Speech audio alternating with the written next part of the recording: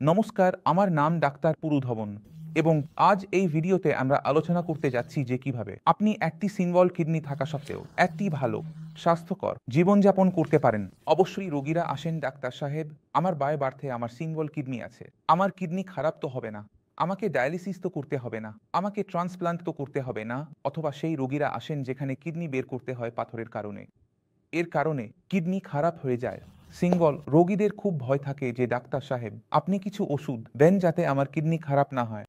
তাহলে যত single kidney বিশিষ্ট রোগী এই ভিডিওটি দেখছেন তাদের এখন আমার কথা মনোযোগ দিয়ে শুনতে হবে।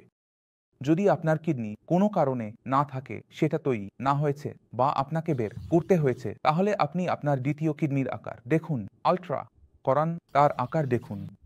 সাধারণ কিডনি 1 সেন্টিমিটার হয়, 1 সেন্টিমিটার মানে 100 মিলিমিটার। ঠিক আছে, যদি আপনার কিডনির আকার বাড়তে থাকে 1 সেন্টি বা 1-2 সেন্টিমিটার, এটি খুব ভালো কথা, একে বলা হয় কম্পেনসেটরি হাইপারট্রফি। অর্থাৎ যখন আমার একটি কিডনি নেই তখন আমার দ্বিতীয় কিডনি কাজ করার জন্য, ক্ষমতা বাড়ানোর জন্য তার কিডনির আকার বড় করে নিয়েছে, তাই সে কম্পেনসেট করেছে হাইপারট্রফির মাধ্যমে তার আকার বাড়িয়ে। এটি খুব ভালো কথা। যদি আপনার কিডনি ছোট হয়ে যাচ্ছে তাহলে সেটি সমস্যা, কারণ আপনার কাছে একটি কিডনি আছে এবং সেটিও যদি ছোট হয়ে যায় তাহলে সমস্যা বাড়তে থাকে। তাহলে আপনাকে খেয়াল রাখতে হবে যে তার আকার 1 সেন্টিমিটার থেকে বড় হওয়া উচিত, ছোট হওয়া উচিত নয়। যদি আপনার কিডনি কাজ না করে বা কোনো কারণে 5 বছর আগে বা 10 বছর আগে আপনার কিডনি অপসারণ করা হয়ে থাকে, কারণ সাইজ বাড়াতে 5 বছর সময় লাগে, এই বিষয়টি আপনাকে খেয়াল রাখতে হবে। দ্বিতীয় বিষয়টি হলো আপনার শরীরে শুধুমাত্র একটি কিডনি আছে। এই কিডনি সুরক্ষা করা আপনার জন্য অত্যন্ত গুরুত্বপূর্ণ। এখন কিডনিকে কোন কোন জিনিস ক্ষতি করতে পারে তা ভাবার চেষ্টা করুন। 80% রোগীর মধ্যে কিডনি খারাপ করার কারণ কি? উচ্চ রক্তচাপ, ডায়াবেটিস। সিঙ্গল কিডনি রোগীর শরীরে উচ্চ রক্তচাপ এবং ডায়াবেটিসের মতো রোগ একদমই আসা উচিত নয়। এখন উচ্চ রক্তচাপ এবং ডায়াবেটিস আপনার শরীরে না আসার জন্য আপনাকে কি করতে হবে তা আপনি মনোযোগ দিয়ে শুনুন। উচ্চ রক্তচাপ এবং ডায়াবেটিস আমাদের ঈশ্বর দেয় না, আমাদের খাদ্যাভ্যাস এবং জীবনযাপন আমাদের দেয়। তাহলে আপনাকে প্রথম পরিবর্তন করতে হবে আপনার খাদ্যাভ্যাসে। যখন আপনি কিছু খাবার তুলবেন তখন সেটি দেখে নেবেন। তাহলে নিজেকে জিজ্ঞাসা করুন, এটা কি আমার কিডনির জন্য ভালো হবে? এতে কি বেশি লবণ নেই? কোথাও এতে কি বেশি চিনি নেই? এটা খাওয়ার পর কি আমার বিপি বাড়বে? এটা খাওয়ার পর কি আমাকে ডায়াবেটিস হওয়ার ঝুঁকি নেই? যদি আপনার সব উত্তর নয় এ হয় তাহলে খেয়ে নিন। কিন্তু যদি আপনাকে 1% মনে হয় যে এতে বেশি লবণ আছে, এতে বেশি চিনি আছে, এটা আমাকে ডায়াবেটিসের দিকে নিয়ে যেতে পারে, এটা আমার বিপি বাড়াতে পারে, আপনি খেতে পারবেন না। প্রথম বিষয়।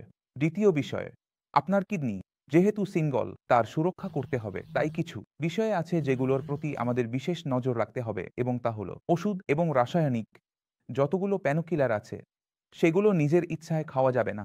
আমার হাঁটু খালি, আমার মাথা খালি, আপনি এটা করবেন না, ঠিক আছে?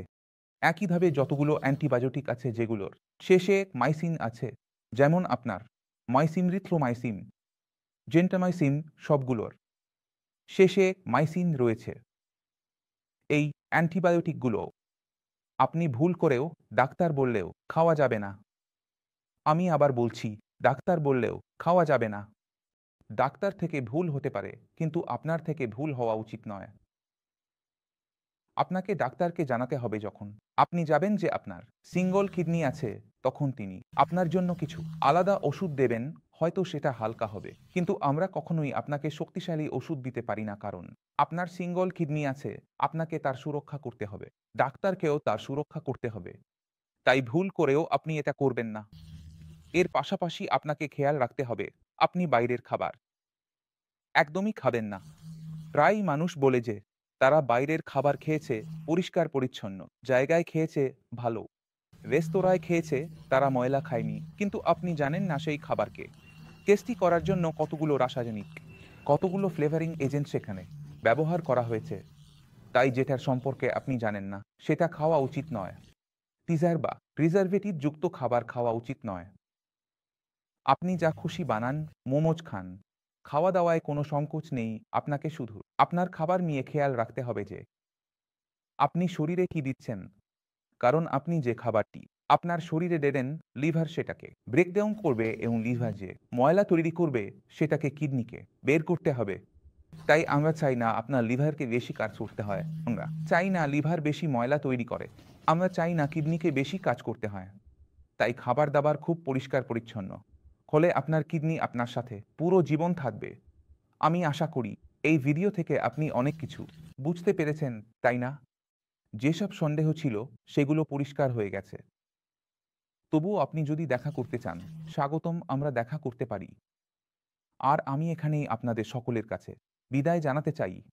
পরবর্তী ভিডিওতে দেখা হবে। ততক্ষণ পর্যন্ত নমস্কার।